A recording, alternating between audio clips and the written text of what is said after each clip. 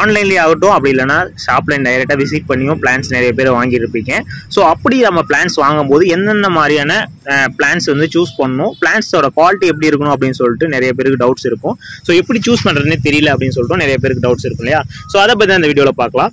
So first ஒன்றும் இல்லைங்க, plant வந்து நம்ம பார்க்கும்போது அந்த ஃப்ரெஷ் இருக்கணும், ஒரு அட்ராக்ஷன் இருக்கணும். ஸோ நமக்கு கலர்ஸ் அதெல்லாம் நம்ம சூஸ் பண்ணுறது நெக்ஸ்ட்டு. ஸோ பிளான்ட்டோட குவாலிட்டி மட்டும் நான் சொல்கிறேன். ஸோ பிளான்ட்டோட லீவ்ஸ் எல்லாமே ஃப்ரெஷ்ஷாக இருக்கணும், பார்க்க நல்ல பிளான்ட்டோட ஹெல்த் நமக்கு பார்த்தோன்னே தெரிஞ்சிடும் இல்லையா? அது மட்டும் இல்லாத பார்த்தீங்கன்னா நமக்கு வந்து பிளான்ட்ல எந்த பெஸ்ட் இருக்கக்கூடாது, டிசீஸ் இருக்கக்கூடாது, லீவ் ஸ்பாட் இருக்கக்கூடாது. ஸோ இந்த மாதிரியான ஒரு சில இதெல்லாம் இருக்கு இல்லையா, நோய்களாகட்டும், அது மாதிரி இருக்கிறது எல்லாமே பிளான்ட்ஸ்லேருந்து அவாய்ட் பண்ணிடுங்க.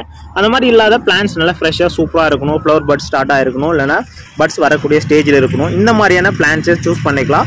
ஸோ பிளான்ட் மினிமம் பார்த்தீங்கன்னா ஒரு 1 feet இருக்கணும். ஸோ நல்லா ஒரு 2-3 branches மாதிரி நல்லா புஷியாக இருக்க பிளான்ட்ஸஸ் சூஸ் பண்ணிக்கோங்க. நம்ம க்ரோத் பண்ணுறது ஈஸியாக இருக்கும். நாங்களும் சூஸ் பண்ணி அந்த மாதிரி தான் உங்களுக்கு சென்ட் பண்ணுறோம்.